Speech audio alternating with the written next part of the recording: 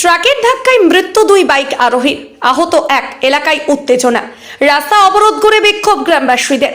শুক্রবার ভোর 5:30 নাগাদ দুর্ঘটনাটি ঘটেছে সোনারপুর থানার কালীতলা মোড়ে। ঘটনায় মৃত্যু হয়েছে ভিকি ও দেবাঞ্জন মজুমদার।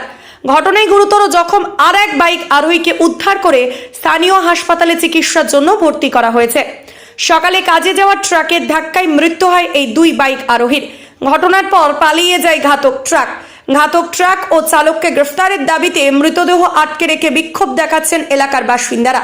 দীর্ঘদিন ধরে রাস্তা খারাপ এলাকার, পাশাপাশি এলাকায় বেপরোয়া ট্রাকের আনাগোনা রয়েছে। পুলিশকে জানিয়েও কোনো লাভ হয়নি বলে অভিযোগ এলাকাবাসীর। দ্রুত ঘাতক ট্রাককে আটক ও চালককে গ্রেফতারের দাবিতে দেহ আটকে রেখে বিক্ষোভ দেখাচ্ছেন এলাকার মানুষ। বডিটা পড়ে থাকলে কোনো সলিউশন হবে না, কোনো সলিউশন না।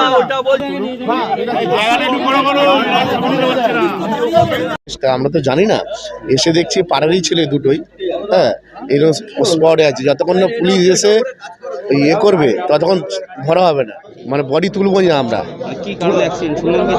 ওরা ডাবরে কাজ করে, কাজেই যাচ্ছিল ওরা, যাওয়ার সময় গাড়িতে অ্যাক্সিডেন্ট করেছে, লরিতে বা কিসে মেরে বেরিয়ে গেছে। আচ্ছা, আপনাদের কি দাবি? আমরা যতক্ষণ না গাড়ি অ্যারেস্ট করবে, যতক্ষণ ড্রাইভার গাড়ি না অ্যারেস্ট হবে, ততক্ষণ আমরা বডি তুলতে দেবো না। নাম কি? একজনের নাম বিকি আছে আর একজনের দেবাঞ্জন আছে। আচ্ছা, আপনার কি নাম? আমার নাম সুবল, পাড়ারি।